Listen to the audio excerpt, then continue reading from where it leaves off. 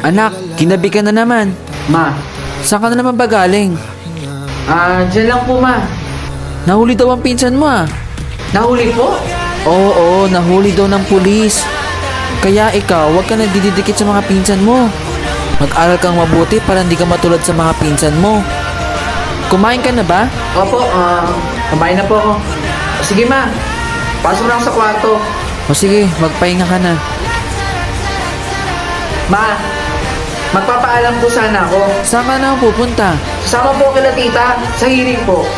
Sasama ka na naman sa mga yan. Ilang araw ka na nga umuwi ng gabi. Promise ma, hindi ako uuwi ng gabi. Payagan niyo lang po ako ma.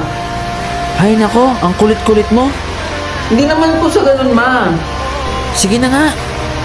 Sige po, kahit tumawag ko po kila tita eh. Sige na, mag-ingat kayo ha.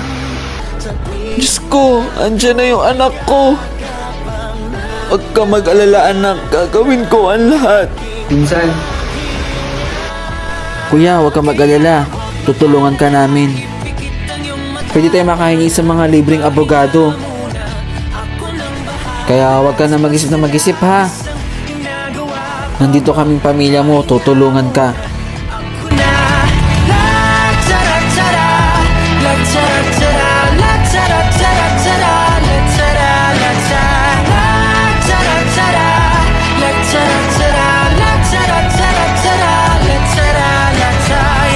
Di ko na sasayangin pang mga natitirang paghinga. Tutungo na kung saan naroon ng mahalaga. At kahit na kailan pa may di mawawala, pagkat kailangan kong mapa.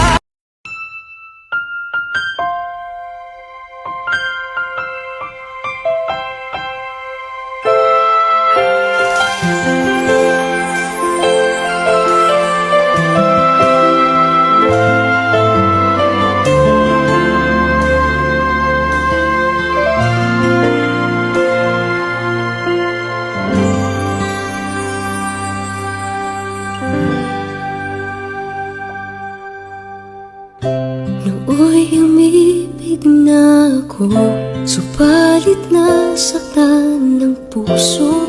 Parang ayoko nang umibig pang muli.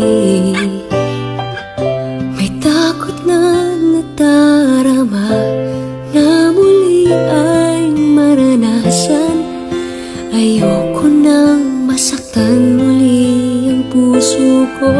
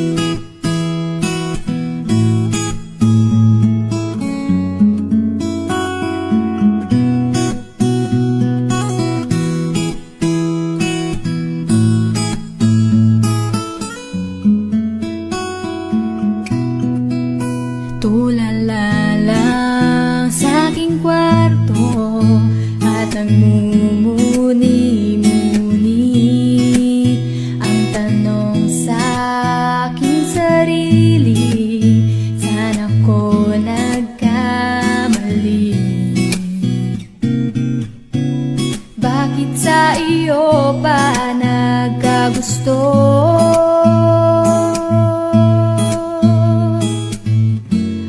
Parang mula ika'y naglaho.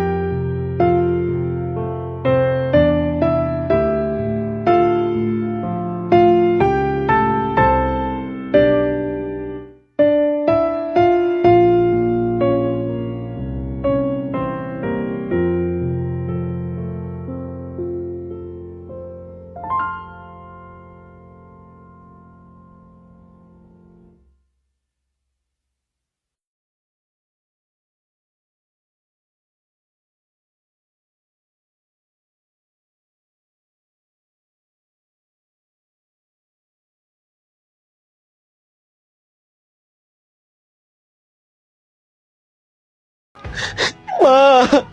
Nasaan ka na? Nasusunog yung bahay! Nak! Ano nangyayari dito? Bakit nasusunog yung bahay natin? Ha?